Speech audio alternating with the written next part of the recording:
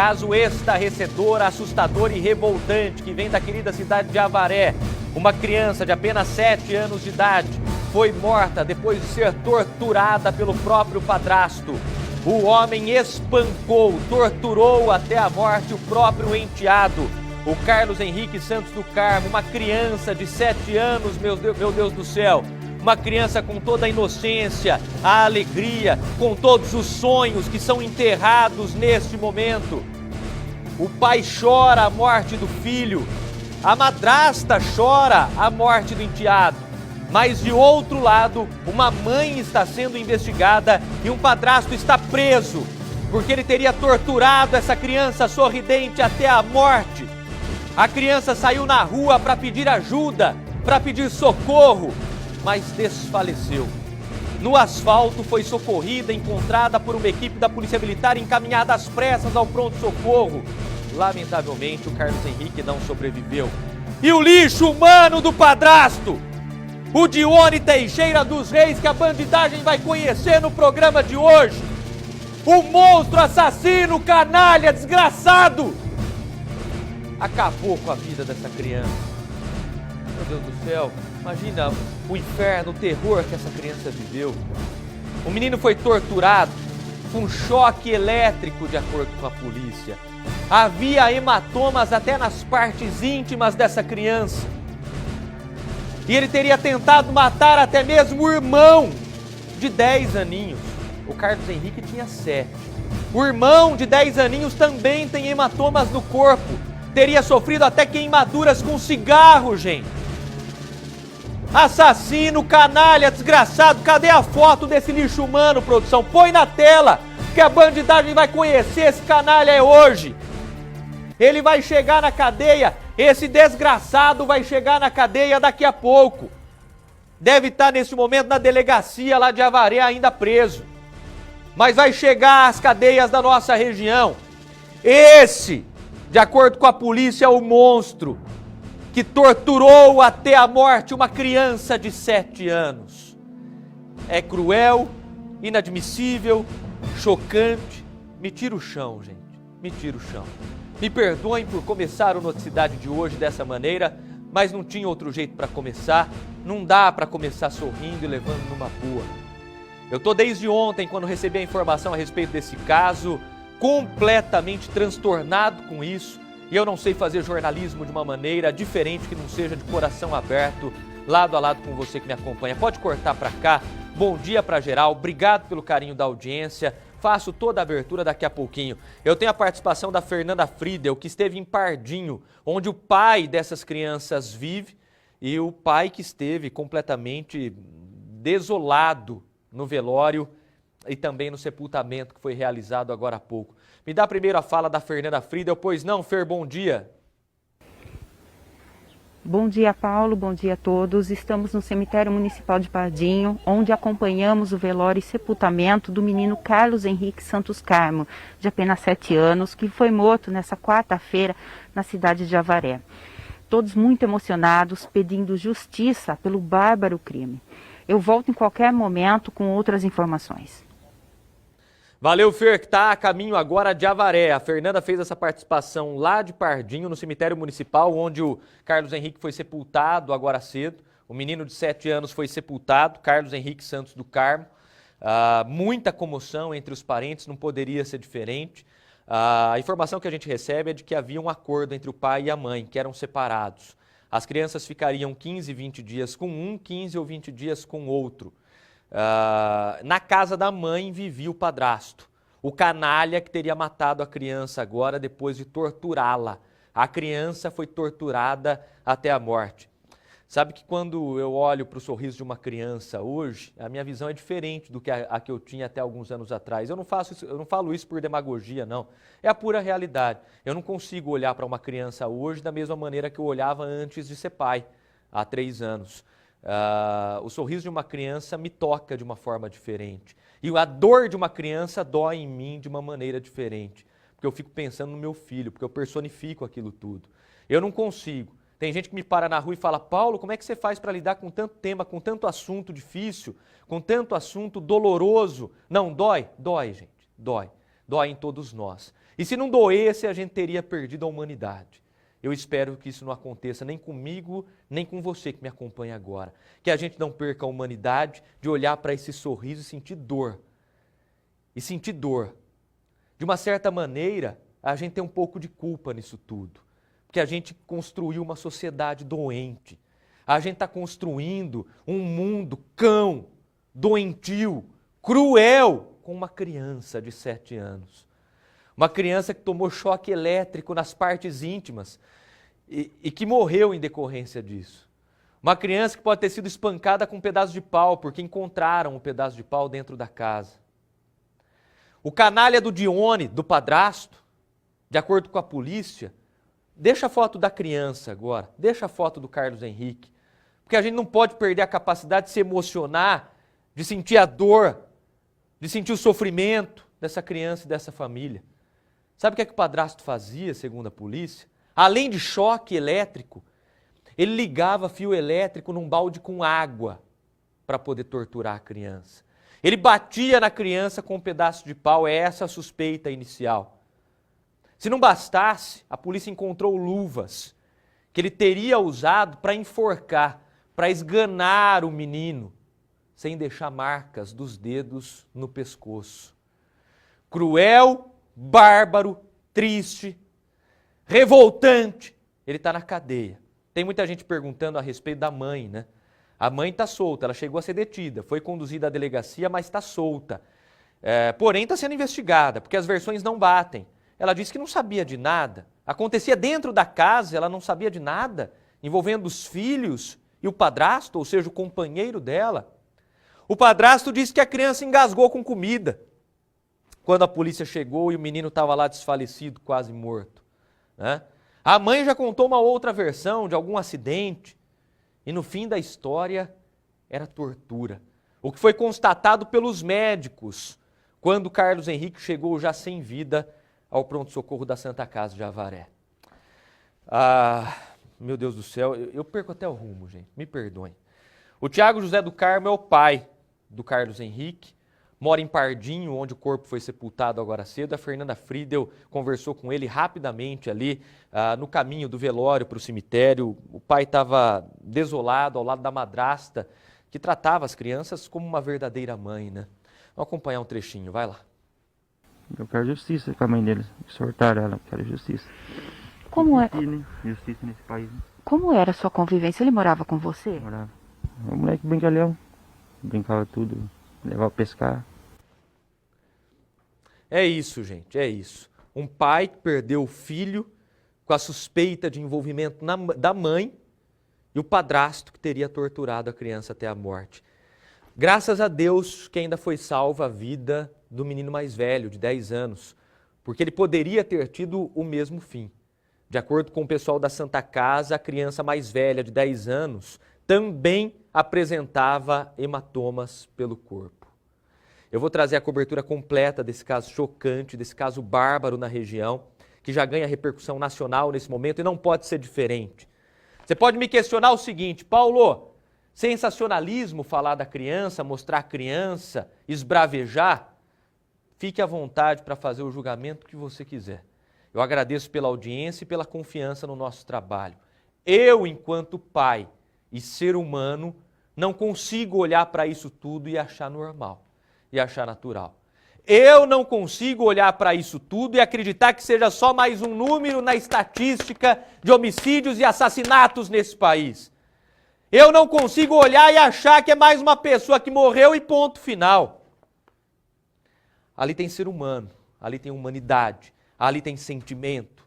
E se a gente virar as costas para isso tudo, nós corremos o risco de incorrer no erro da frieza e de sermos cruéis até mesmo com essa família que está sofrendo. Sapatear na desgraça e na tristeza e na tragédia de alguém é algo que jamais nós vamos admitir no jornalismo do SBT. Agora, humanizar o relato é a nossa missão, é a nossa função, porque por trás de um dado frio tem gente sofrendo. E a gente precisa entender isso para tentar construir uma sociedade um pouco melhor lá na frente. Estou triste, estou revoltado, estou virado no avesso hoje com tudo isso que aconteceu. Mas tenho a missão de informar e vou procurar cumpri-la da melhor maneira possível. Agradeço a você pela imensa audiência nesse momento e pela confiança em nosso trabalho. Já já mais informações. A que horas são, hein? Bota o relógio aí no alto da tela. Eu vou voltar para aquele assunto que me dói profundamente, acho que dói em cada um de vocês que me acompanham, mas a gente precisa falar a respeito disso. São 12h, 21 minutos. Menino de 7 anos que foi torturado até a morte e o principal suspeito do crime é o próprio padrasto. A polícia militar, num ato humanitário e corajoso, tentou salvar a vida da criança quando descobriu o que havia acontecido, encaminhou a criança até o hospital, mas infelizmente o Carlos Henrique, criança sorridente que aparece nessa imagem. Para e presta atenção. Esse monstro, volta na foto da criança agora. Esse marmanjo, canalha, esse desgraçado, ter a coragem de encostar um dedo nessa criança. Olha para o rosto, essa criança está morta, minha gente. Torturada, com choque, fio elétrico ligado num balde com água. Essa criança foi esganada, o cara usou uma luva para não deixar marca no pescoço. Foi contra uma criança ingênua, inocente, sonhadora, sorridente, que você está vendo. O pai não vai mais ver esse sorriso. Sabe por quê? Porque o padrasto matou. Porque o padrasto torturou, destruiu a vida do Carlos Henrique. É o Dione, o padrasto. O canalha que você vai ver agora na sequência. E que vai ser bem recebido, provavelmente, na cadeia, né? A bandidagem não aceita um negócio desse. Nem bandido aceita o que esse desgraçado fez. Eu não tenho adjetivo para qualificar. A minha revolta é imensa nesse momento e eu espero que ele seja exemplarmente punido pelo crime que praticou. E espero que a gente repense Código Penal nesse país. Porque um lixo desse não tem condição de voltar para a rua nunca mais. Nunca mais! Se ele foi capaz de torturar até a morte o próprio enteado, com choque, com cigarro, até as partes íntimas da criança apresentavam hematomas. A Fernanda Friedel acompanhou o velório, o sepultamento, a gente mostrou agora há pouco. Foi em Pardinho, cidade natal do pai, cidade onde o pai da criança mora. O pai está completamente consternado. Vou trazer daqui a pouco a fala do pai mais uma vez. E essas são as imagens do velório e também do sepultamento lá em Pardinho, na região de Botucatu. A equipe pegou a estrada, foi até Avaré para conversar agora com o comando da Polícia Militar, que esteve envolvido desde o início nessa ocorrência. A investigação agora fica a cabo da Polícia Civil, mas a ocorrência foi descoberta pela Polícia Militar, que estava em patrulhamento ali pela área. É isso, né, Fer? Chega mais. Boa tarde, Paulo. É isso mesmo. Realmente, nós aqui da equipe estamos com um sentimento de revolta, de tristeza.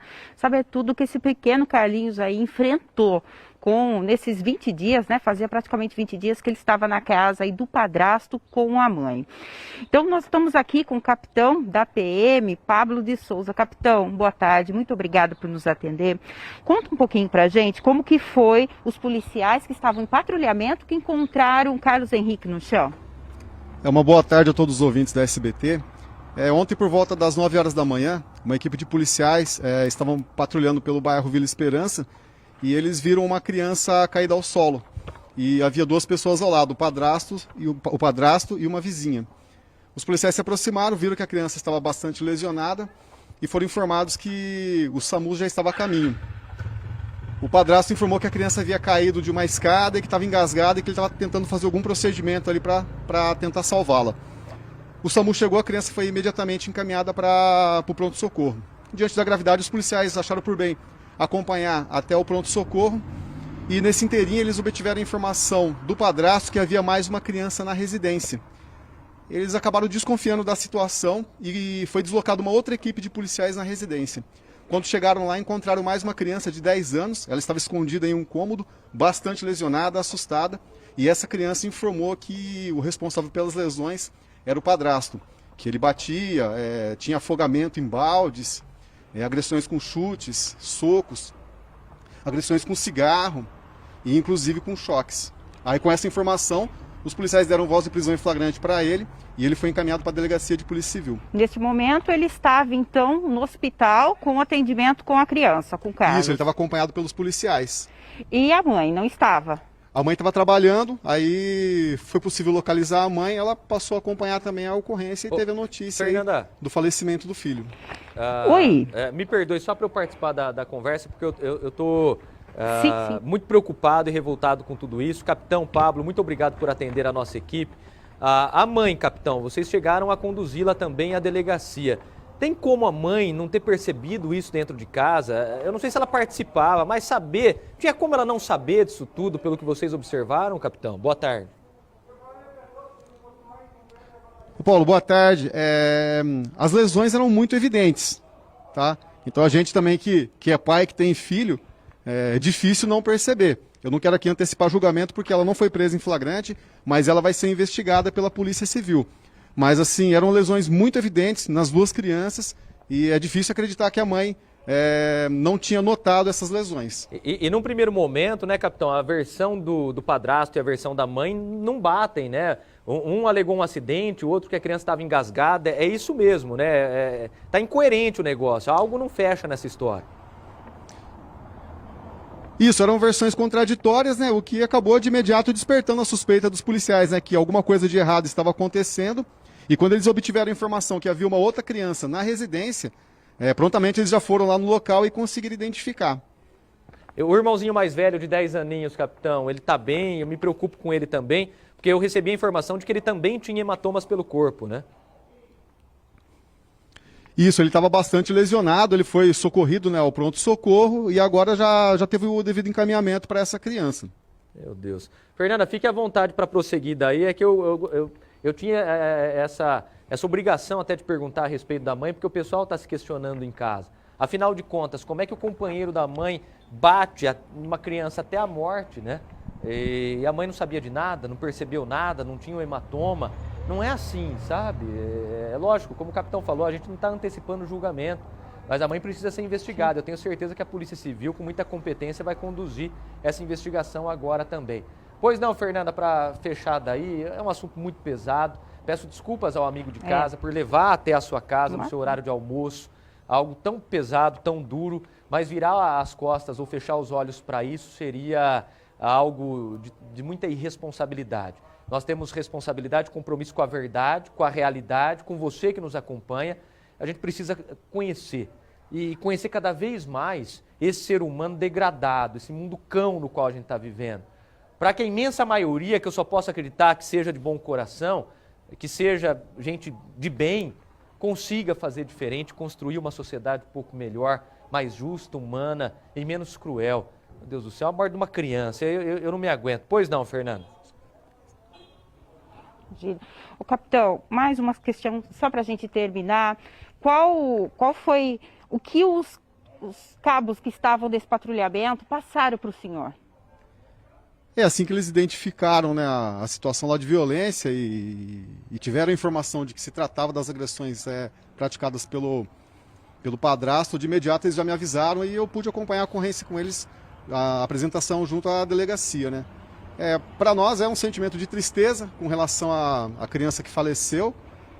Nós pedimos a Deus que abençoe os familiares, né, que dê força nesse momento.